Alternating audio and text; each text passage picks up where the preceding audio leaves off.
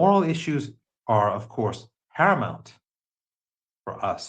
With the axis of resistance, this whole axis was made to support the people of Palestine against ethno-supremacism. But also, if you allow the Trump regime or any US regime or any Western regime to violate a part of the agreement, they will move on to the next part of the agreement. Because once you say, okay, well, that's okay, we'll exclude that, but implement the rest, that's not what they're going to do. They'll say, well, we got this, let's do the next one. So when it comes to these monsters, when it comes to this, the Epstein class, you have to be tough. You have to be steadfast and say, no, you cross this red line, we're done. And that was the mistake that Iran made during the nuclear deal, the JCPOA. We negotiated in good faith. We implemented our side of the bargain, but the deal was designed in a way in which the Americans, its implementation of the deal was basically left to their, they would decide if they would do so or not. We counted on their goodwill. That was extremely naive because the United States didn't show goodwill. So the Iranians implemented their side of the bargain, and some of what they did was irreversible, at least for the short or medium term. And then the United States under Obama refrained from doing so. So now the Iranians are saying, A, every element of the deal has to be implemented, and B, the other side has to implement first.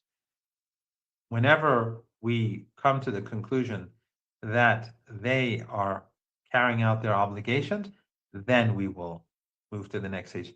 That is why the Iranians, when it's in the current negotiations, they say the money has to be transferred to Iran. So why? It's not because Iran needs it now instead of 2 weeks from now, because the Iranians know that if the deal is implemented, Americans won't do it, and 2 weeks will become 2 months, and it will become and nothing will happen. Just like with the JCPOA.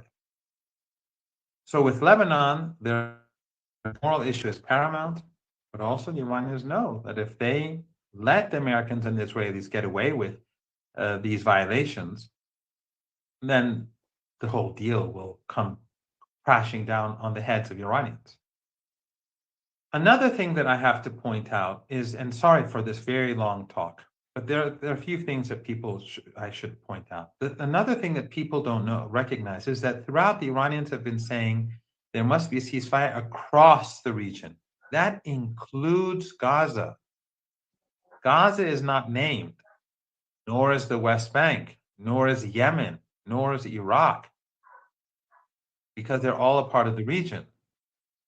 Lebanon is named because of the genocidal attacks on Lebanon. The targeting of the Lebanese people right now is like how Gaza was being hit last year. But it includes Gaza. That has to be a part of the ceasefire. Now, Gaza is complicated because U.S. allies in the region helped Trump impose a very bad agreement on Gaza. You remember when Trump went to Egypt and all these regional leaders, Sisi and Erdogan and Aliyev and Abdullah and and Jordan and others from the Persian Gulf, and they all went there and they whitewashed his crimes, they praised him, and they basically gave a stamp of approval on the ceasefire in Gaza. Iran was not a part of that process. But Iran would never stand against any decision made by Hamas. So there is already a ceasefire in Gaza. And so Iran's room for maneuvering Gaza is not all that great. Right? So if Hezbollah, let's say, had agreed that, let's say, the Israeli regime was to take this area permanently or whatever, or for the time being, or that would limit Iran's abilities. So, and of course, Hezbollah would never do that, but Hamas was under immense pressure. And these countries were helping the United States. Now, they can pretend otherwise, and I have friends who still argue with me from Turkey, and understandably, they want to believe that their government is helping the Palestinians, but no, their government is helping Israel. At a time when we have fuel shortages across the world, Aliyev in Azerbaijan, a Shia country, an ally of the Israeli regime, is transporting oil to help Netanyahu through Turkey. So Aliyev and Erdogan are facilitating Netanyahu's government and the genocide in Gaza and Lebanon, the West Bank, and all that. So anyway, so the Gaza is included. Gaza was never excluded, but because of that agreement, which had the support of these regional regimes, it is difficult for Iran to push too far because there is already an agreement that everyone agreed. They'll say if the Hamas agreed to it, everyone else agreed to it. Now you're trying to change. So Iran wants to make sure that that agreement is enforced because since the ceasefire, 900, almost 950 Palestinians have been murdered. And you're not seeing this in the media, the Western media. You only see it online from activists because the Western media doesn't want us to know this, just like they don't want people to know that the Israelis are flattening towns and cities across Lebanon. Yeah. You're here with us, Professor. Yes, yes. Yeah. And, you know, I think there is a sign there from yesterday for all of for all the people in the acts of resistance, which was, you know, yesterday Donald Trump said, the United States said to Hezbollah, if you want to avoid Israel attacking Dahia, then you stop attacking Israel in the southern part of Lebanon. You know, it was unbelievable, this argument. And, you know, it seems that they're occupying your territory. You have to stop attacking them, or they're going to attack, you know, some other parts of your country. Then we see Iran coming in and changing the whole thing. And this is, is this going to be the attitude of the acts of resistance as time goes by? Because we know if you back down, as we've seen, you've mentioned the case of Gaza. The case of Gaza is a clear example of what has happened so far. You know, because they destroyed everything. They're killing people in Gaza, in the West Bank, each and every day. And Iran doesn't want that for Lebanon. Is that the case? And how is that going to be manageable on the part of the acts of resistance? Well, Iran doesn't want it for Gaza or for Lebanon equally. But again, the regional regimes, in my opinion, treacherously assisted Trump in imposing a ceasefire on Gaza, which is not a ceasefire. And right now, we see that the Israeli regime is not only murdering people, but they're taking more territory, and they want to even go further. They're even now pushing. Netanyahu wants to push for 70% of Gaza. All of this is a violation, but you're not going to see it in the New York Times or the Guardian or the Washington Post or anywhere like that. So Iran's options in Gaza are more limited. Just finding a way to stop the slaughter of children, women and children, and the innocent. They're all innocent, but you get what I'm saying. And then in Lebanon, the Iranians are saying that the Israeli regime must leave Lebanon. And we must go to a point where the Israeli regime is not occupying any part of Lebanon, and the Israeli regime cannot carry out operations inside Lebanon and start assassinating people again. That's not acceptable. With regards to reconstructing Lebanon, Iran have no doubt, Nima.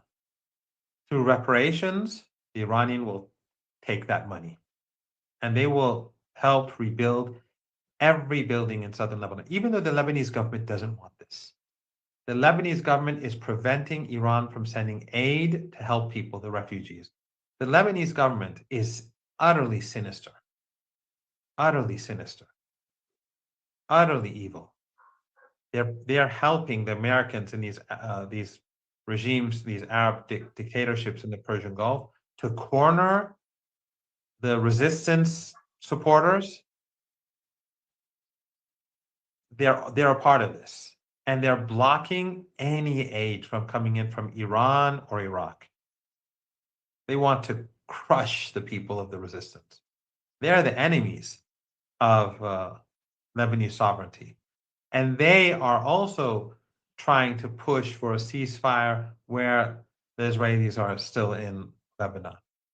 So, but Hezbollah will not accept. Lebanon sovereignty has to be restored. The Israeli regime must leave. And the Iranians, through the reparations that they get, they will rebuild both Iran and all of those areas destroyed in Lebanon. Every single building, every single home will be rebuilt. What's funny, yesterday, the government in Lebanon said that we have done a lot of talks with the Americans to bring some sort of, it's just amazing. What? They're puppets. The prime minister and the president, they're just puppets. Yeah. When it comes to the Professor Marandi, to the negotiations between Iran and the United States, what can we learn about that? And how, because Donald Trump yesterday tweeted that the talks are going well between Iran and the United States.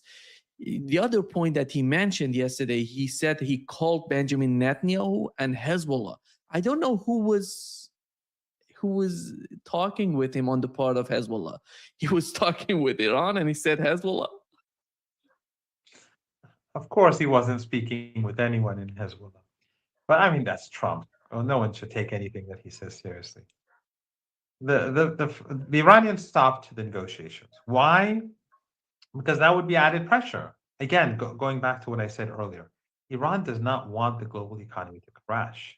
Whoever thinks that is wrong, even if they support it, because a lot of people want Iran to crash the global economy, and they're willing to make the personal sacrifices so that the resistance would be able to defeat it. I understand that, but it's not the right path, because the crashing of the global economy will create starvation, it'll create global misery. Iran does not want that. So Iran declared yesterday that the talks have stopped. Now that Trump has made that statement, basically forcing the Israelis to stop, and of course, no one trusts Trump and no one trusts the Israeli regime. We may, after this show, hear that the Israelis are bombing Dahia. And if they do, then Iran will strike Israel swiftly. So we don't know. But at this point, the position now is that Trump will not allow Netanyahu to strike civilian targets in Beirut. So I would assume that the messaging going back and forth will continue again. Because after all, the Americans took that, they took that. I don't know the details. I have not spoken to anyone, but I'm imagining that since this has happened, that the messaging will go back and forth. Because remember, some believe that an agreement is impossible. I don't discount that at all. Some believe that it is possible. I don't know. But if Iran can get a good deal for Gaza, for Lebanon, for the region, for Iran, then they should pursue it. But it should be a deal. It can only be a deal where the other side carries out its obligations first, and then the Iranians would reciprocate. And of course, the Iranians have one important tool in their toolbox, and that is the Strait of Hormuz. So what Iran wants is an end to the genocide. It's not really asking for much, or let's say demanding much. Iran says, end the genocide. And the West says, no, well, let them continue with the genocide. And why don't we just do a deal with you? No, end the genocide, end the siege, hand over Iran's assets. The Strait of Hormuz is Iranian and Omani territorial water. And we will get our reparations through our territorial water. that is being used. If you don't like it, you shouldn't have started the war. And in addition to that, Iran will not allow the Persian Gulf to ever again be used as a military base to carry out attacks on Iran or Yemen as they did before.